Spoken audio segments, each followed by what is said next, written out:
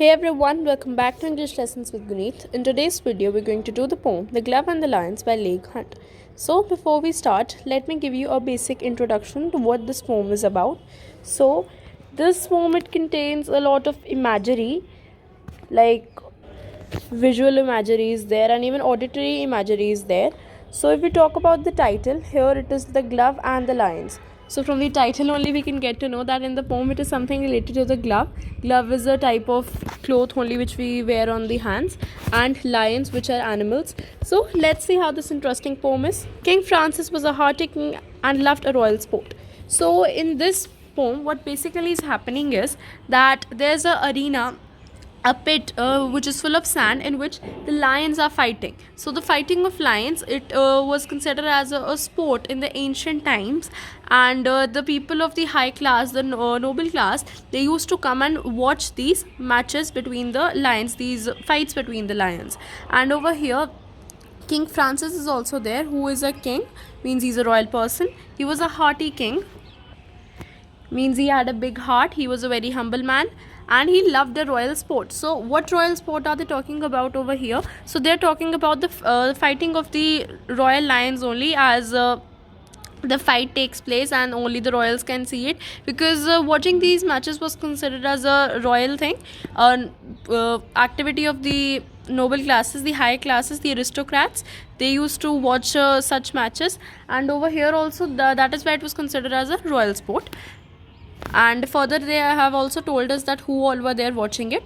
So let's see that one day as his lions fought, sat looking on the court, means they're talking about a specific day, that one day when this match was going like this.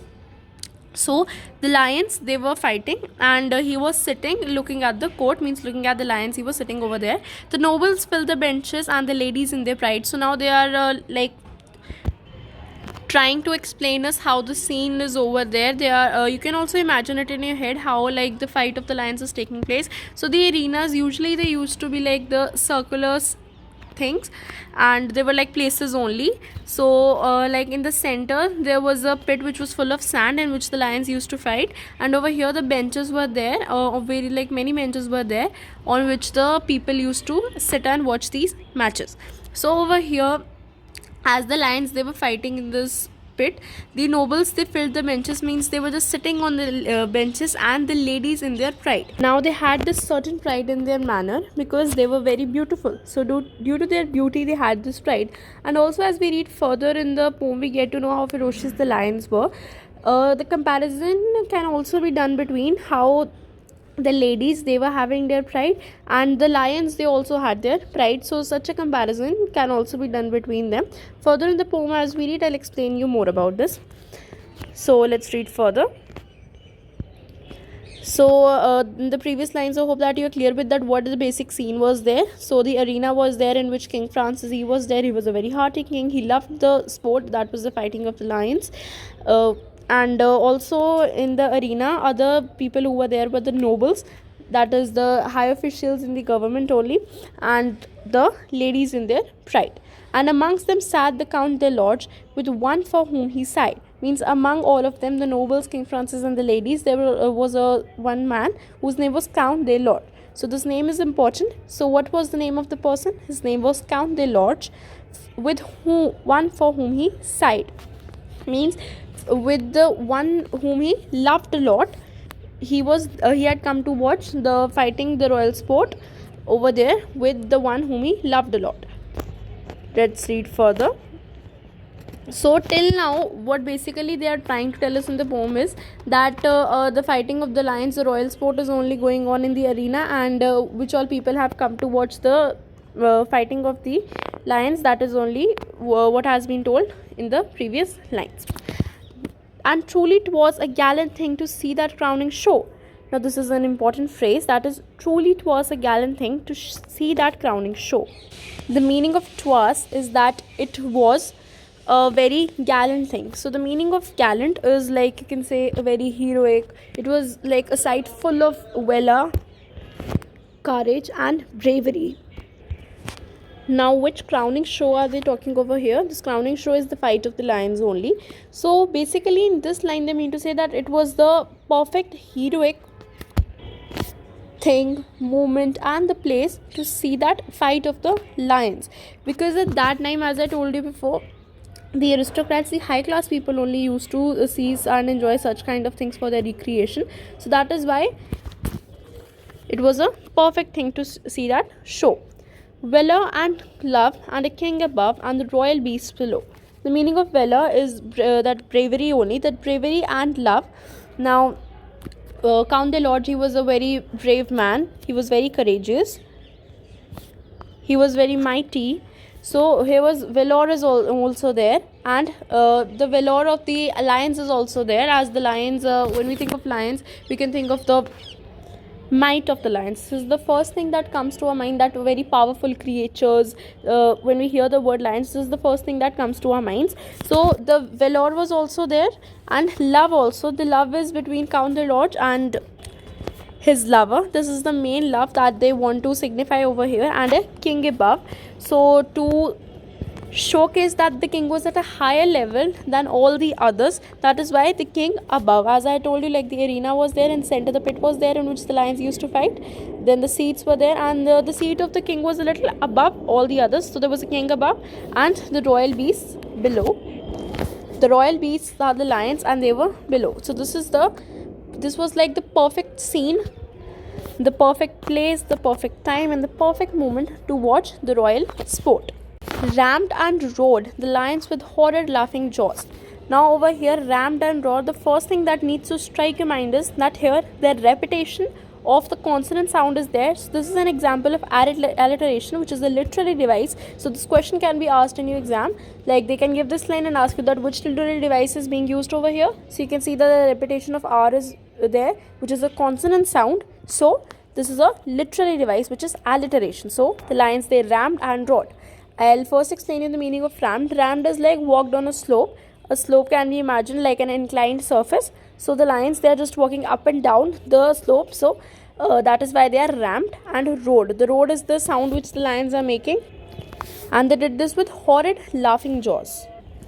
Horrid means like the horrible way they were just laughing with their jaws, which were like wide open. That is why they were laughing in a very horrible way while they were fighting. So these are all the actions that they were doing. They just rammed, they roared, and they did all this with horrid laughing jaws. They bit, they glared, gave flows like beams, a wind went with their paws. Now there are a few other actions also which they did, just bit each other. This paragraph is basically explaining how the fight of the lions was there and what are actions they did. So this can also come as a question, that how can you they can ask you to describe the fight of the lions.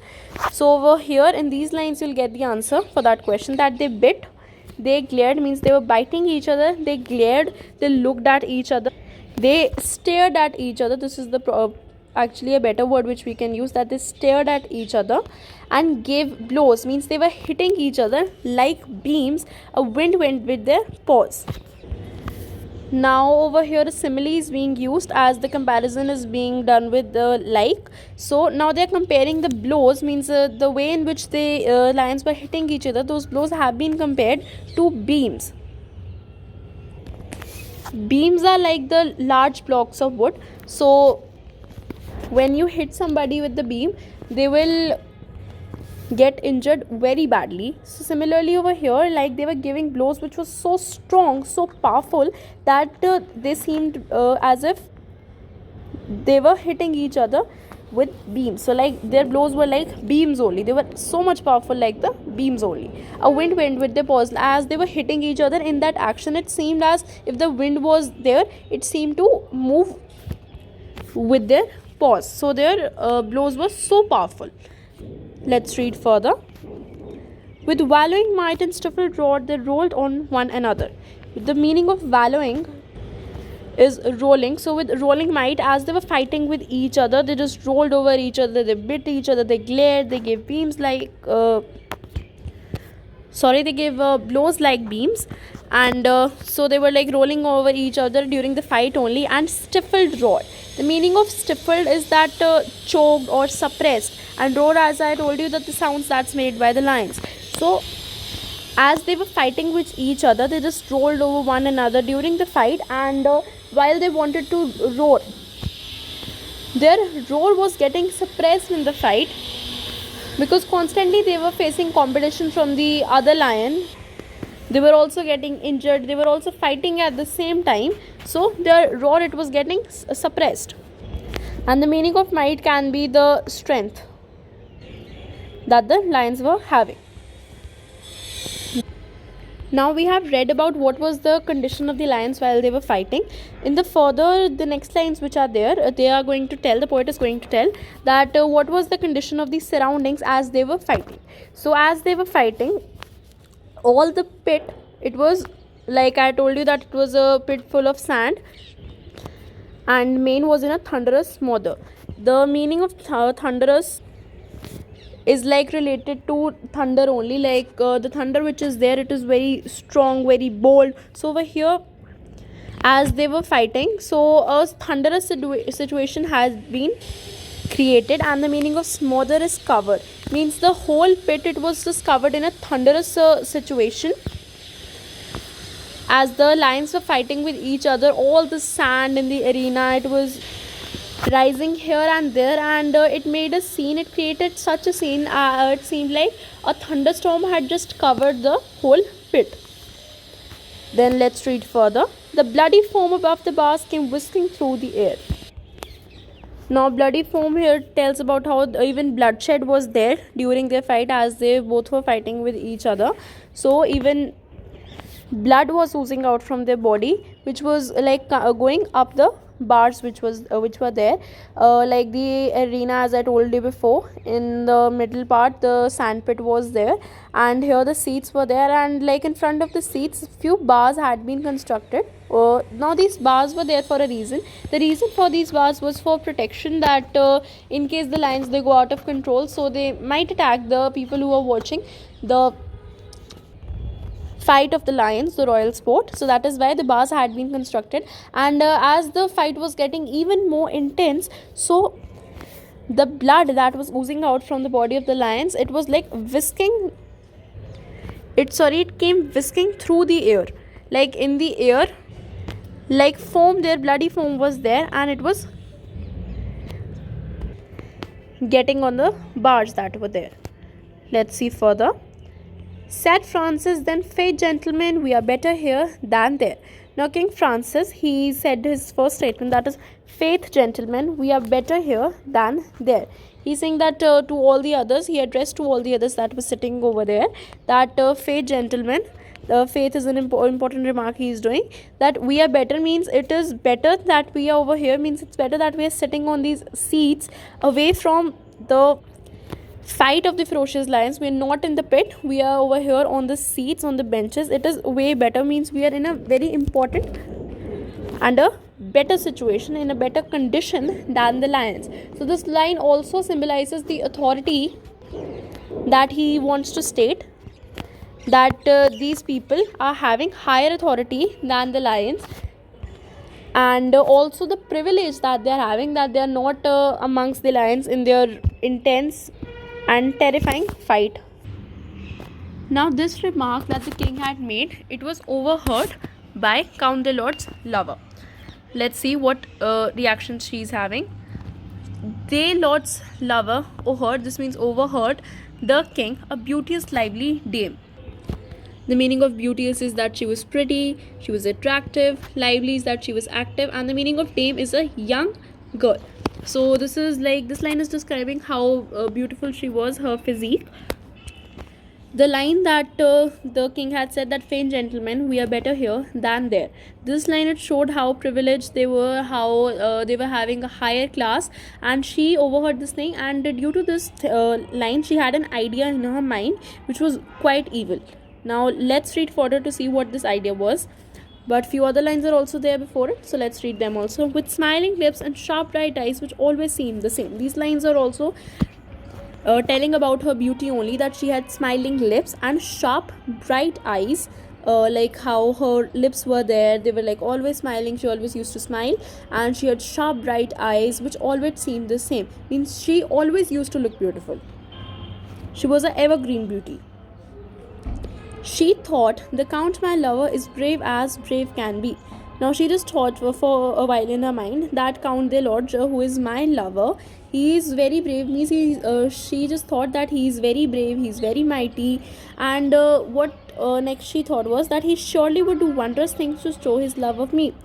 The first thought that she that came to her mind was that he is very brave, he is very mighty, he is very courageous, and due to this might and courage that he is having, he would do wondrous things. Means he would do great things if any challenge is given to him, that he has to prove his love of me. If he has to prove that he loves me, he would do wondrous things, because he is very brave and he loves me a lot.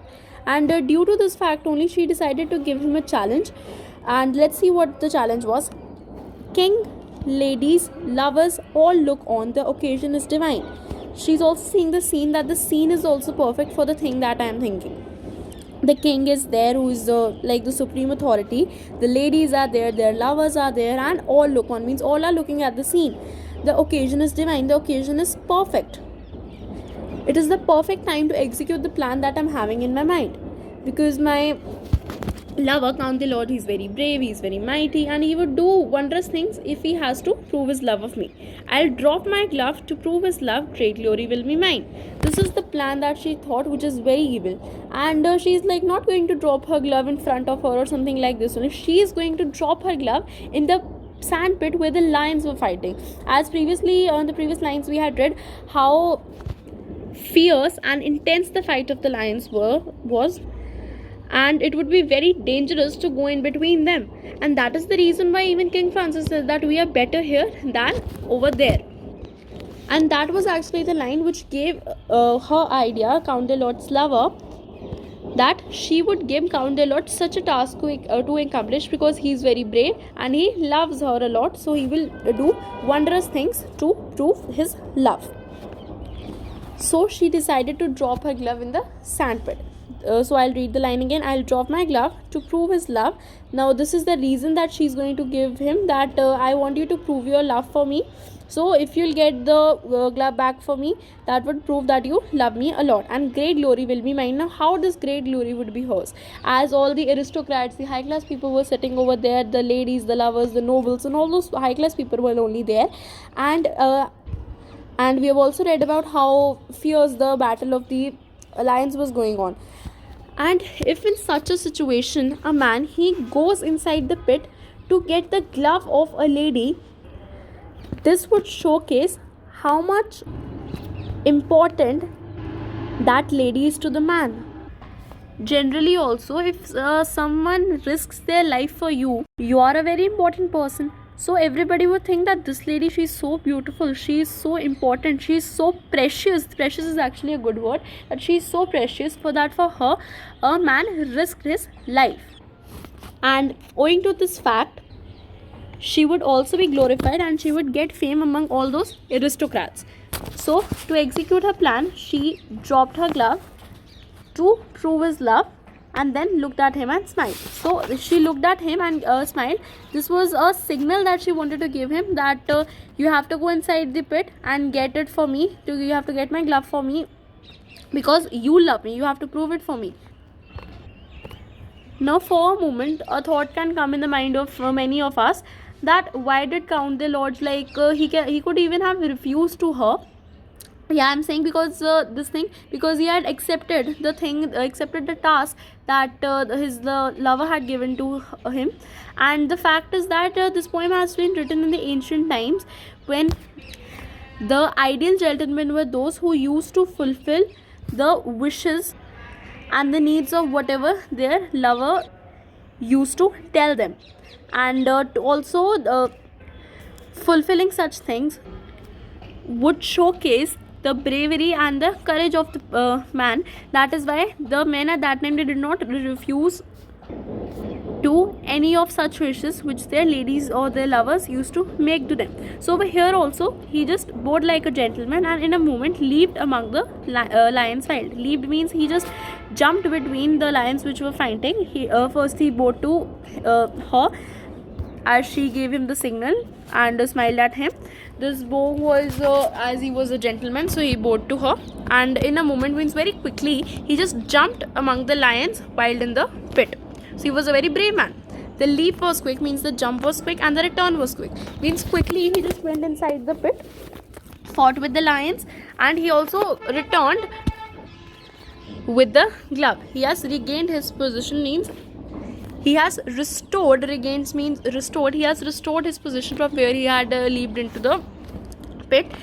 But at this moment we can also think of that first thing which he can do is that he might return the glove to her, as he's a gentleman. He is a gentleman, that is why he had leaped among the lions without even a second thought.